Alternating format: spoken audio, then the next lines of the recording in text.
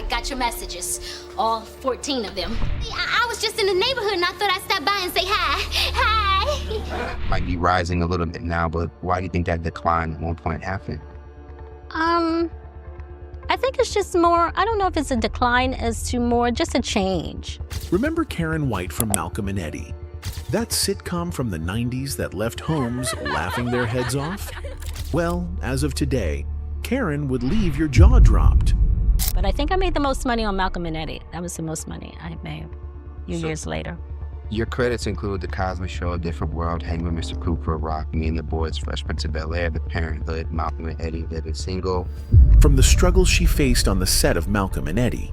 By season 3, I think we did 4 seasons. By season 3, they wanted to change it up. They wanted to add some white guys.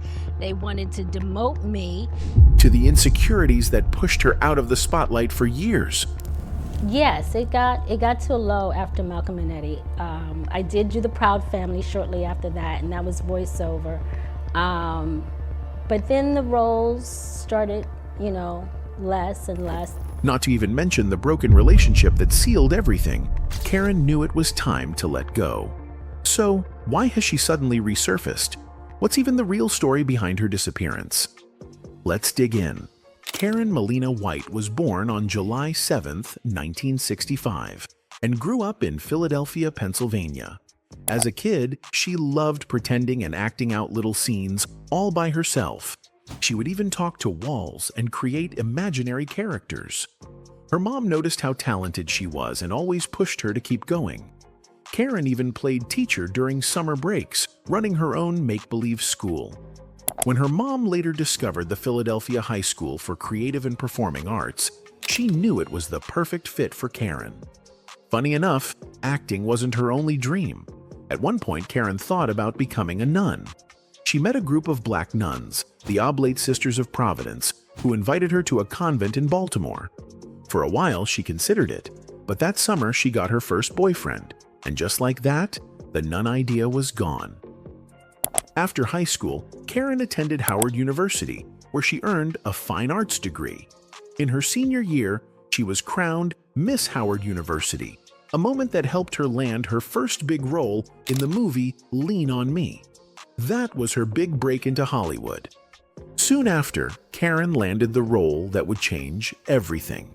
Nicolette Vandross on Malcolm and Eddie. Yeah, I know. I got your messages. All 14 of them. At first, things seemed great, but behind the scenes, it wasn't always easy. Eddie Griffin, one of the stars, would constantly call her ugly on screen. The thing is, it didn't always feel like acting. It felt personal. I think, too, for me personally, I took a lot of hits on Malcolm and Eddie because my character was called ugly a lot. And it pushed my buttons, my personal buttons, that little girl with the 4C hair who wasn't, I go to school one way by the end of the day, so it hit. Imagine showing up to work every day just to be insulted on national TV. Karen later admitted those comments hit her hard. They brought back childhood insecurities, like being the little girl with frizzy hair who never felt good enough. Those feelings stayed with her long after filming, even messing with her confidence during auditions. And the negativity followed her career. After Malcolm and Eddie, she started noticing fewer roles coming her way. Yes, it got to a low after Malcolm and Eddie. I did do The Proud Family shortly after that, and that was voiceover. But then the roles started, less and less. It's sad to think that something meant to make people laugh left such a deep scar on her. It shows how much words matter, whether they're on TV or in real life. For Karen, playing Nicolette wasn't just a job. It was also a fight to hold her place in an industry that didn't always respect black talent. She once shared that producers used black actors to build a fan base, only to push them aside later. By the third season, they even wanted to cut down her screen time and push her character to the background. Because by season 3, I think we did 4 seasons. By season 3, they wanted to change it up. They wanted to add some white guys. They wanted to demote me. For Karen, that period of demotion was one of her lowest points, but luckily her boyfriend at the time, Malcolm Jamal Warner, had her back. Since he was also the star of the show, he told the producers straight up that he couldn't go home and tell his girlfriend she was fired. In the end, they reached a compromise and Karen stayed, but it was obvious she now had to prove herself all over again. I was dating Malcolm Jamal Warner at the time, and he was like, I can't go home and tell my girlfriend she's fired. So they had to compromise. Imagine how tough that felt. Like her talent alone wasn't enough, and she needed connections just to keep her spot. Still, Karen didn't give up. Looking back, she said, "It's okay to fail. Showbiz is tricky, but if acting is your passion, you'll learn to ride the wave." She often reminds people that every career is different, and comparing yourself to others doesn't help. Karen admitted she used to tie her happiness to outside things, like landing a role or being in a relationship. But once she let go of that mindset, she began to heal. She learned how to focus on herself and find joy in just being who she is. Karen and Malcolm Jamal already knew each other before Malcolm and Eddie, but they started out as just friends. At first, she didn't pay him much attention because he was younger, but as time passed, the age gap didn't feel like such a big deal anymore, and friendship turned into romance. Yeah, it started out as friends. I mean, of course, I knew him from Cosby Show, but I think we're 7 years apart. But as we got older, you know, numbers feel like they're closer in age. Karen isn't someone who just casually dates. She usually connected with people she worked with, and that's how her relationship with Malcolm began. But dating him wasn't always smooth sailing. Since he was famous, she had to deal with other women swooning over him. Plus, all those kissing scenes he had to do for work, which wasn't easy for her. She admitted it was tough, but said she had to work on herself to make peace with it. At times, because, you know, his character, and he always had a girlfriend, so women, you know, so that was a little bit, you know, get my feathers ruffled. Malcolm, on his end, once revealed he had a big crush on Lisa Bonet, who played his sister on The Cosby Show. He laughed about how, even at 14, he knew he had no chance, but it definitely added a little drama to his love life later on. Karen and Malcolm stayed together for 7 years. A lot of people even assumed they were married, but they never tied the knot. After they split, Malcolm eventually moved on and started dating actress Regina King in 2011. Rumor has it he even broke up with her on Valentine's Day, which raised eyebrows. As for Karen, she kept things private and never shared why she and Malcolm ended. Instead, she poured her energy into her career and personal growth. She also leaned on Buddhism, which may have helped her stay calm during tough times. Well, that's when I started practicing Buddhism. That's when I encountered Buddhism. And then also, you know, break up with Malcolm, and that was kind of hard too. We've been together for 7 years, and, you know, so it was a lot of personal stuff, and so. And for those who didn't know, Karen is the voice behind Dejanay Jones in The Proud Family. Dejanay was that loud, bold, sometimes annoying, but lovable character who had fans split. Some loved her, others couldn't stand her. The show even faced a petition with over 177,000 signatures calling for its cancellation. But through it all, one thing stood out: Karen's bravery. Speaking up about what she went through in the industry wasn't easy, but it was powerful. She sparked real conversations about how entertainers are treated and the lasting impact it can have. And the most inspiring part, she didn't let any of it define her. When we think about classic sitcoms, a lot of them had that same formula. Two people from totally different worlds becoming unlikely friends. Malcolm and Eddie was one of those shows. It premiered on August 26, 1996, with Malcolm Jamal Warner, best known for The Cosby Show, and Eddie Griffin, who was fresh off Def Comedy Jam. The show followed two guys in Kansas City: Malcolm, the calm and responsible one, and Eddie, the wild troublemaker. They lived in an apartment above a bar and eventually even co-owned it. On screen, their chemistry clicked, but off screen, it was messy. Malcolm and Eddie clashed a lot, with writers, producers, and even each other, and that tension played a big part in why the show didn't last.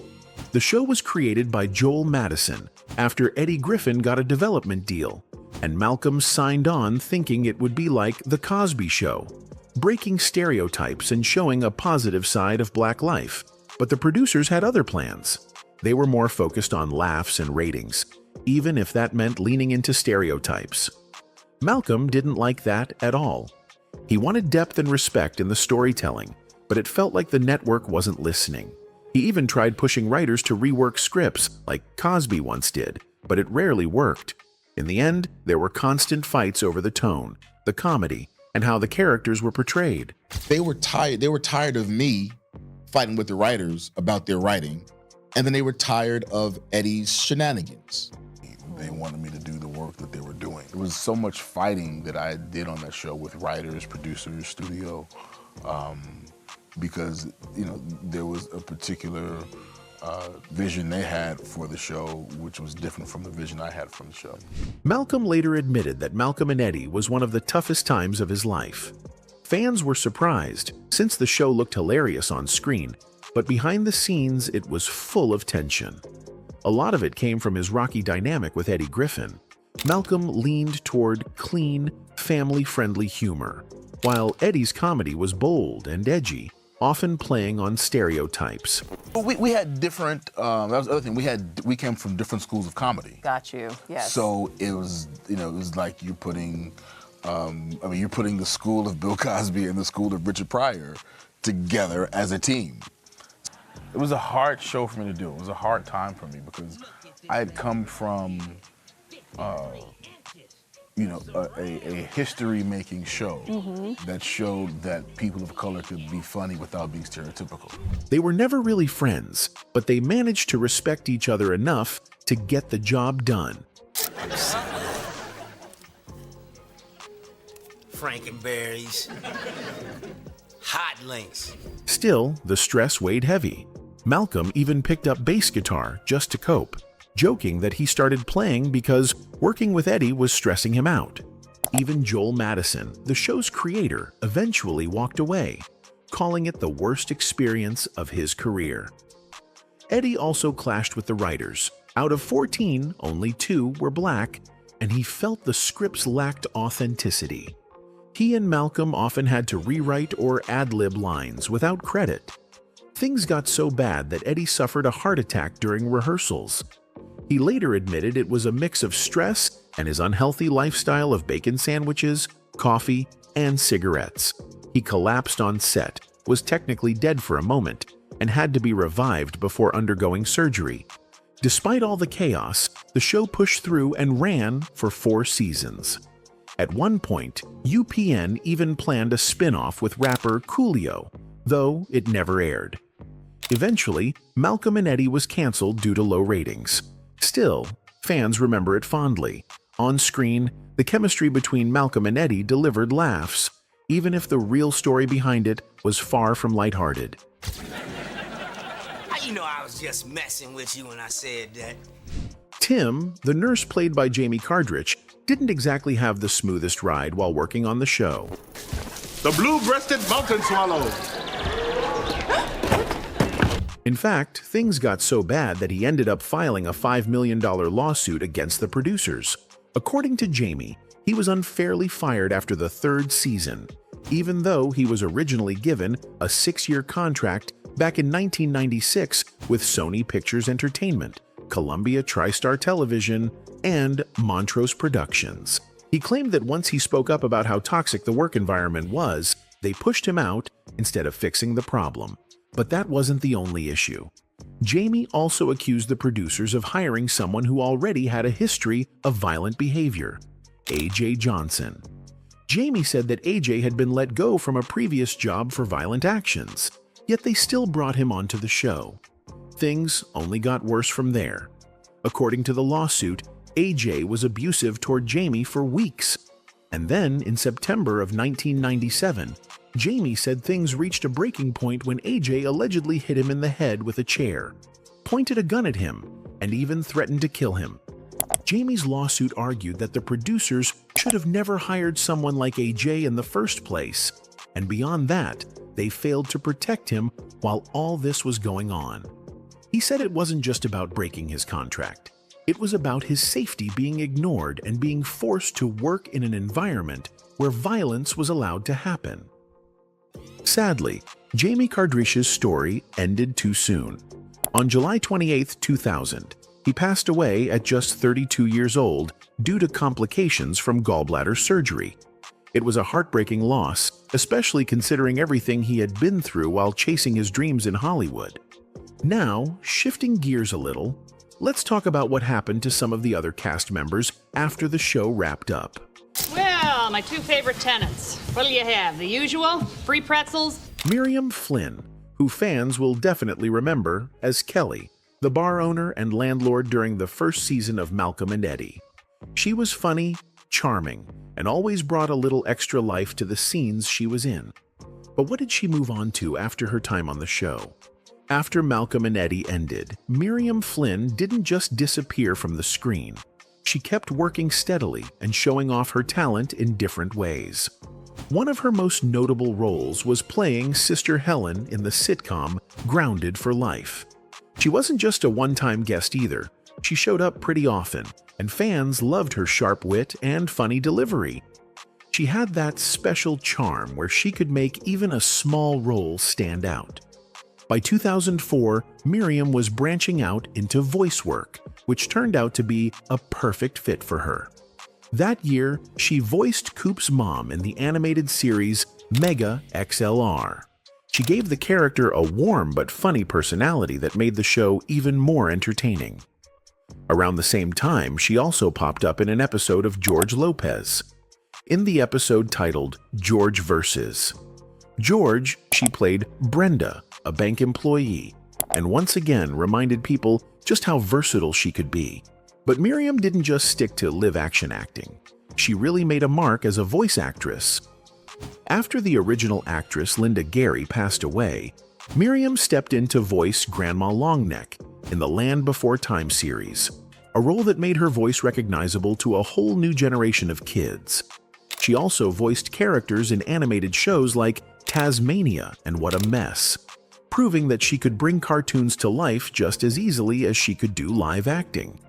Her work in animation became especially beloved because kids and adults alike connected with the characters she voiced. Whether it was a wise grandmother dinosaur or a quirky side character, MIRIAM had a way of making her voice feel familiar, comforting, and funny all at once. Even though she hasn't always been in the spotlight every single day, MIRIAM FLYNN has built a steady career filled with variety. From sitcoms to cartoons, she has kept showing her range, and her talent continues to shine through in different corners of the entertainment world. I'm Waiter, and I'll be your Leonard for this evening. Christopher, who played Leonard Ricketts on Malcolm and Eddie, stayed busy too, especially with voice acting. If you're into superhero stories, you've probably heard him without even realizing it. He voiced Spider-Man Noir, Electro, Spider-Knight, and even Wolf Spider in the animated series Ultimate Spider-Man. He also voiced a couple of Spider-Man costumes in the video game Marvel Heroes. Basically, he's been a huge part of the Spider-Man universe. But that's not all. Christopher has voiced characters in other animated shows, and outside of acting, he's a writer. He enjoys writing short stories, which he shares for free on his website. On top of that, he's into reading, playing guitar, and practicing yoga. Christopher has definitely kept himself busy, and his work, whether on screen, in cartoons, or in writing, has continued to bring joy to fans everywhere. I ain't trying to go to jail about no drinking, because you get to jail, ain't no drinking. After Malcolm and Eddie ended, Eddie Griffin didn't just step out of the spotlight. He kept going strong and kept entertaining people in all kinds of ways. One of the first things he went back to was stand-up comedy, which was no surprise because that's where he first made his name. Hitting the stage felt natural for him, and he toured across the country, telling jokes about everyday life, love, and the struggles people deal with.